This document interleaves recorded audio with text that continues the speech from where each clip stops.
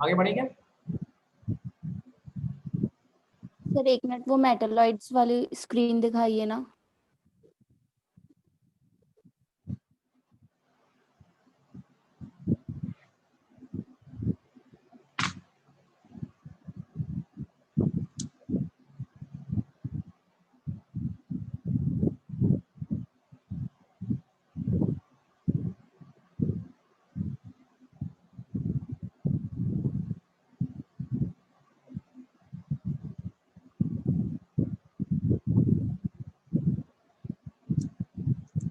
Okay, हो गया।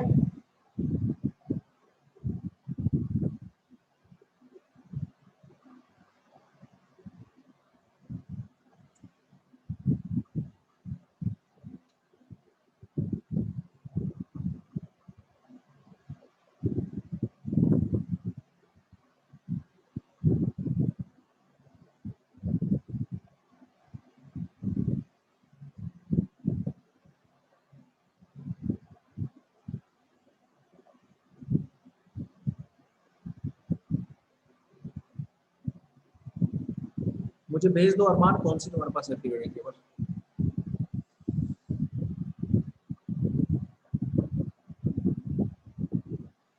Okay, can we move forward? दिख रहा है सबको ये?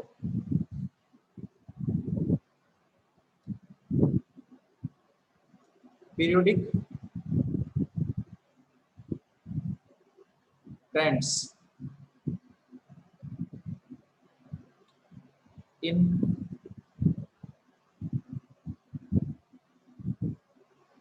Properties of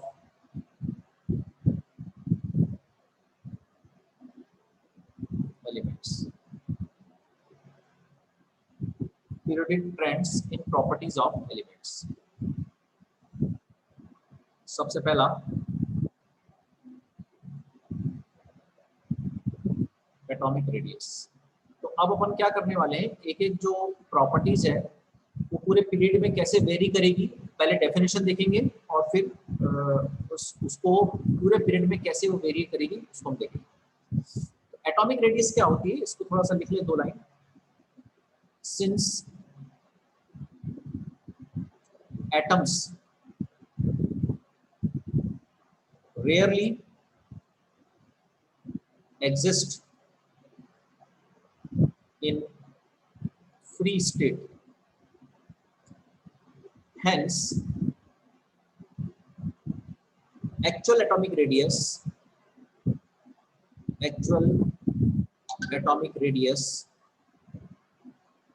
can't be determined। इसका क्या मतलब है कि जैसे हाइड्रोजन है वो हाइड्रोजन H2 के फॉर्म में एग्जिस्ट करता है, तो अकेले हाइड्रोजन की एटॉमिक रेडियस अपन कैसे निकालेंगे, क्योंकि H2 से हाइड्रोजन को अलग करना बहुत डिफिकल्ट काम होता है, वो भी बहुत थोड़े से टाइम के लिए होता है, फिर वो H2 एटम बन जाता है, H2 मॉलिक्यूल बन जाता है। तो एटॉमिक रेडियस डायरेक्टली हम नहीं निकाल सकते, तो उसको निकालने के अलग अलग तरीके हमने ढूंढ निकाले हैं, और वो कौन कौन से तरीके हैं उनको हम अलग अलग तरह की एटॉमिक रेडियस कहते हैं। Instead, different types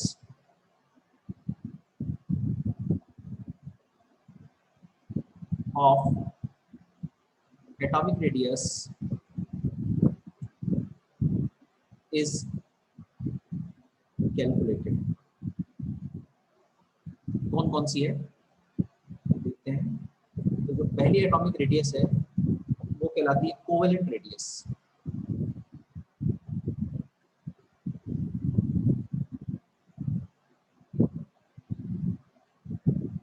covalent radius क्या होती है कि जैसे इसकी भी डेफिनेशन लिख लो, this radius is determined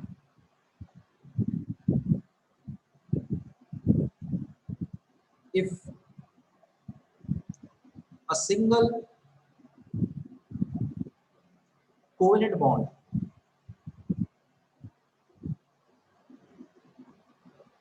exists between two similar atoms.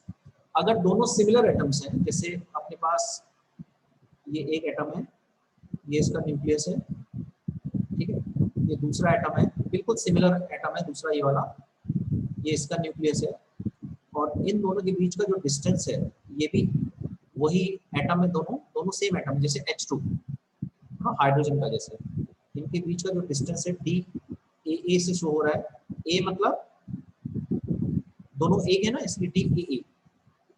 तो जो एटॉमिक रेडियस होती है, कोवेलेंट रेडियस, जिसको डीसी कहेंगे, आरसी कहेंगे, वो डी ए मतलब उनके न्यूक्लियस के बीच का डिस्टेंस डिवाइडेड बाय, है ना, जो टोटल डिस्टेंस है उसका आधा जो है कोवेलेंट रेडियस है। तो कोवेलेंट रेडियस जैसे मान लो हाइड्रोजन है और ये दूसरा हाइड्रोजन, तो ये जो डिस्टेंस हो गया ये क्या हो गया, डी ए हो गया, और इसका आधा करेंगे तो कोवेलेंट रेडियस निकल जाएगी। ये वाली डेफिनेशन समझ में आएगी? सर एक बार फिर से बता दीजिए। जैसे ये एक एटम है, ये दूसरा एटम है, दोनों एटम बिल्कुल सिमिलर है, जैसे हाइड्रोजन हाइड्रोजन, तो उनके न्यूक्लियस के बीच का जो सेपरेशन है उसको अपन डी ए बोलेंगे, सेपरेशन बिटवीन ए एंड ए। उसका आधा करेंगे, ये आधा करेंगे उसका, तो ये जो आधा होगा ये एटॉमिक रेडियस हो जाएगी, इसको कोवेलेंट रेडियस हो जाएगी। Yes sir. चलिए आगे।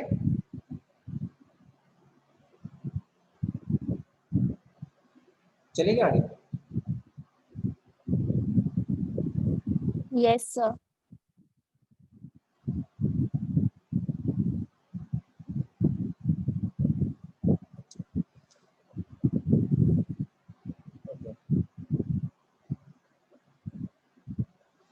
उसके बाद सेकंड होती है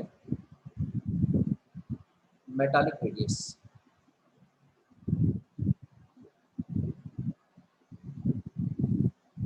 मेटालिक रेडियस हम किसे बोलेंगे, such type of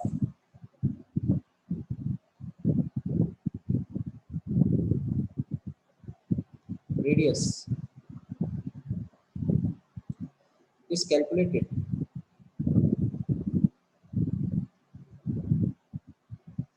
when atoms are bounded by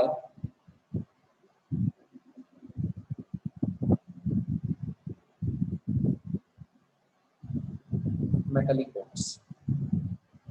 metallic bond क्या होते हैं, दो मेटल एटम के बीच जो बॉन्ड बनते हैं उनको अपन मेटालिक बॉन्ड कहते हैं, ठीक है। एक्चुअली कोई भी मेटल होता है ना, उसका एक डेफिनेट स्ट्रक्चर होता है, जैसे इस तरह से डेफिनेट स्ट्रक्चर होता है, लैटिस टाइप में होते हैं। तो अगर एक मेटल यहाँ है दूसरा मेटल यहाँ है, तो इनके बीच का जो बॉन्ड बनता है उसको मेटालिक बॉन्ड कहते हैं। जैसे आयरन आयरन का एक टुकड़ा है, तो दो आयरन एटम के बीच जो बॉन्ड है उसको मेटालिक बॉन्ड कहते हैं। तो अगर मेटल है तो इसमें भी वही हम करेंगे कि मान लिया ये पहला मेटल एटम है और ये दूसरा मेटल एटम है, ठीक है, और इनके न्यूक्लियस के बीच का डिस्टेंस डी ए है, क्योंकि सेम ही मेटल होंगे, ऑब्वियसली आयरन का है तो आयरन आयरन होंगे, तो इसके बीच का जो डिस्टेंस है ए उसका हाफ जब करेंगे तो उसको मेटालिक रेडियस में, ठीक है।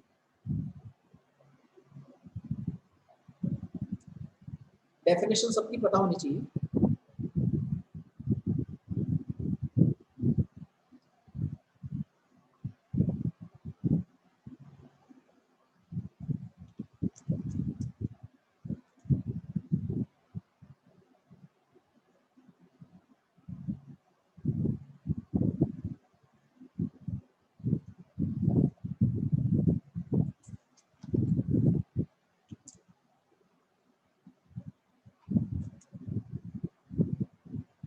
ओके, आगे चलेंगे अपन।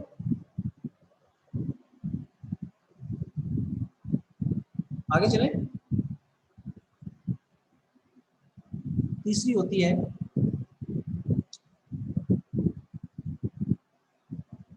जो तीसरी रेडियस है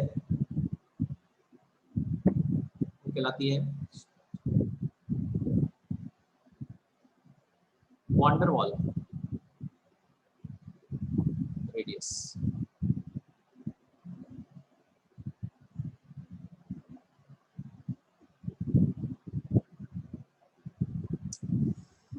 Okay, this radius is calculated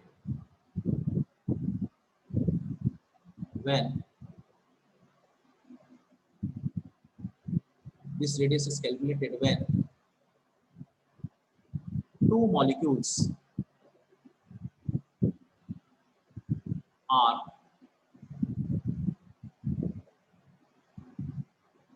attracted by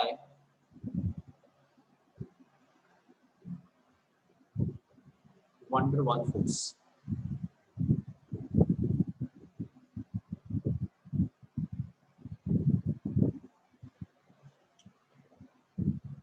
देखो, जैसे एक मॉलिक्यूल ये और इसके साथ जुड़ा एक दूसरा मॉलिक्यूल, ठीक है, यहाँ पर एक इसी का एक दो एटम है, इससे बना मॉलिक्यूल है ना, यहाँ पे एक और है, ये दो मॉलिक्यूल। तो ये जो है ना, ये क्या है, ये है मॉलिक्यूल ए और ये जो है ये है मॉलिक्यूल बी। वैसे तो ए ही होना चाहिए क्योंकि सेम मॉलिक्यूल है। अब इसमें जो पास वाले एटम्स हैं ये दोनों हैं, तो इनके बीच का जो सेपरेशन है इसको अपन डी ए कह रहे हैं, या डी, इसको A1 मॉलिक्यूल कह लो, इसको A2 मॉलिक्यूल कह लो, तो इसको डी A1 डी A2 कह रहे हैं। ये वाली बात समझ में आएगी, इनके बीच का सेपरेशन। अब इसका जब अपन आधा करेंगे तो इसको वान डेर वाल रेडियस कहते हैं और ये होता है डी A1 A2 बाई। आई बात समझ में? तो अगर दो मॉलिक्यूल है सेपरेट, जैसे H2 के दो मॉलिक्यूल, तो H2 के दो मॉलिक्यूल में जो सबसे पास वाले एटम है उनके बीच के सेपरेशन का आधा ये वान डेर वाल रेडियस कहलाएगी। ये वाला समझ में आ गया?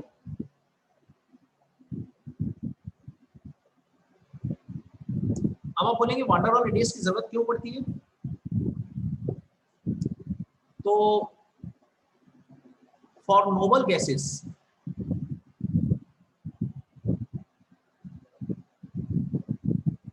only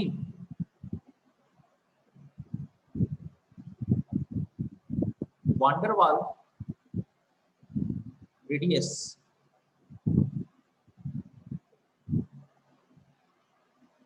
can be calculated, क्योंकि नोबल गैसेस कोई रिएक्शन तो करते नहीं है ना, वो मेटल है, तो उनकी मेटेलिक रेडियस नहीं निकाल सकते, उनका कोवेलेंट रेडियस भी नहीं निकाल सकते। क्यों?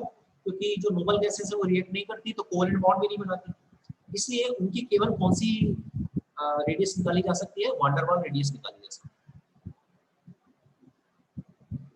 यहाँ तक हो गया क्या? Can we move forward? Yes sir. Okay, fourth और इम्पोर्टेंट है, और ये इम्पोर्टेंट भी है, आयनिक रेडियस।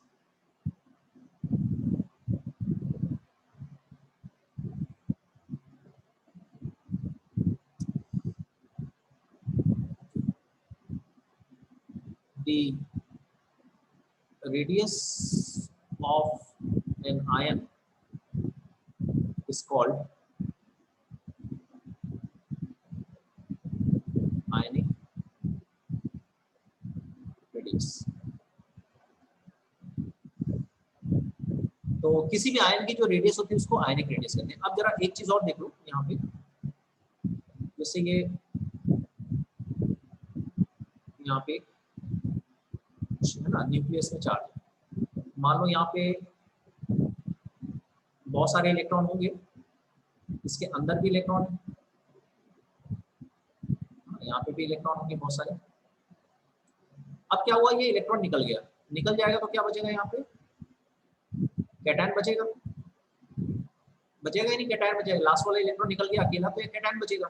तो बताओ, ये ऑर्बिट तो अब खत्म हो गई ना, तो अब केवल अंदर वाली ऑर्बिट पर बच गई।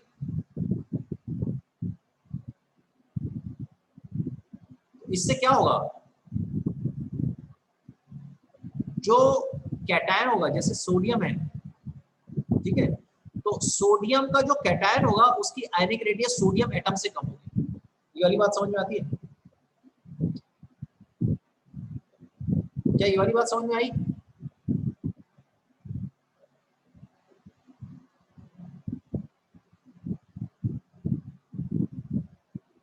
ओके।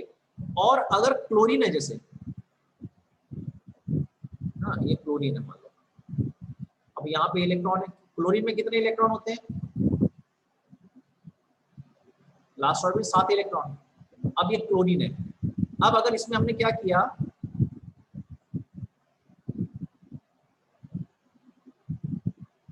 एक इलेक्ट्रॉन एक्स्ट्रा ऐड कर दिया,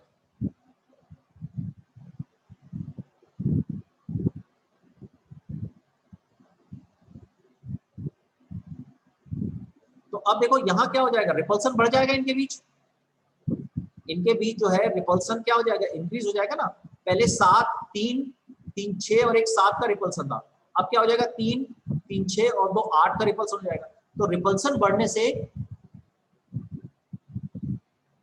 जो साइज है वो बढ़ जाएगा, इसलिए क्लोरीन का जो नेगेटिव का जो साइज होगा, रेडियस होगी, वो ज्यादा हो जाएगी। हाँ करेक्ट। तो अगर कोई एटम है, मान लो ए, ये कोई भी एटम है, तो इसके पॉजिटिव की आयनिक रेडियस कम होती है, बल्कि और इसके नेगेटिव की आयनिक रेडियस ज्यादा होती है। ये एक इंपॉर्टेंट पॉइंट है।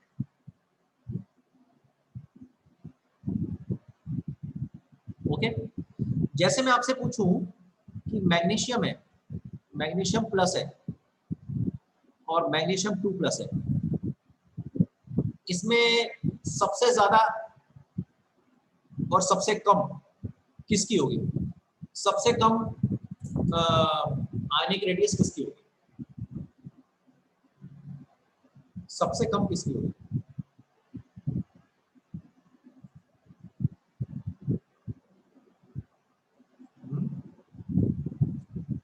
सबसे कम होगी किसकी, ऐसी होगी ना, सबसे ज्यादा इसकी होगी, उससे कम इसकी होगी और सबसे कम इसकी होगी। इसमें 2 इलेक्ट्रॉन निकल गए, जब 2 इलेक्ट्रॉन निकलेंगे तो और कॉन्ट्रैक्ट होगा, ठीक है ना। यहाँ पे क्या हो रहा है, ये न्यूक्लियस है, अब यहाँ पे इलेक्ट्रॉन है, तो जब इलेक्ट्रॉन निकलेंगे तो इनका आपस का रिपल्सन कम होगा, न्यूक्लियस में प्लस तो उतना ही है, तो ये और खींचेगा उसको, तो इलेक्ट्रॉन निकल जाने से ये थोड़े पास पास आ जाएंगे, है ना। सिमिलरली Mn अपने पास है, Mn की रेडियस सबसे ज्यादा होगी, मैग्नीज +2 की उससे कम, और मैग्नीज अगर +7 है तो सबसे कम। लेकिन अगर ऑक्सीजन में देखें तो O की सबसे कम होगी, O- की उससे ज्यादा होगी, O2- की उससे ज्यादा होगी। आई थिंक ये वाला क्लियर हो गया क्या?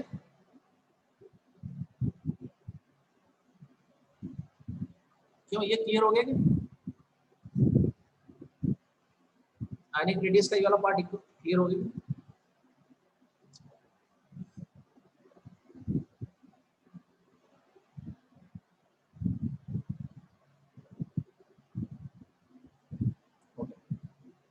उसके बाद ट्रेंड्स इन पीरियोडिक टेबल। पहला,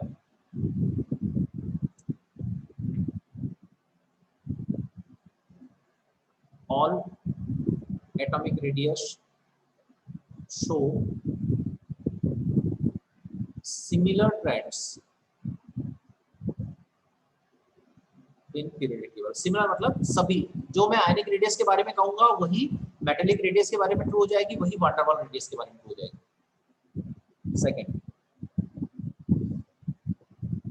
moving down the group, number of shells increase, hence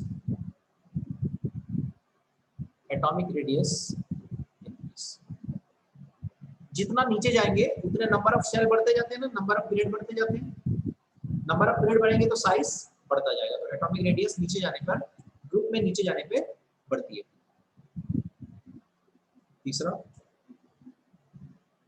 on moving left to right atomic radius decrease because atomic radius decrease क्यों होती? Because जब हम लेफ्ट टू राइट जाते हैं तो पीरियड वही रहता है, ये आपको पता है ना। इसमें जरा देख लो, देखो जितना आप नीचे जाओगे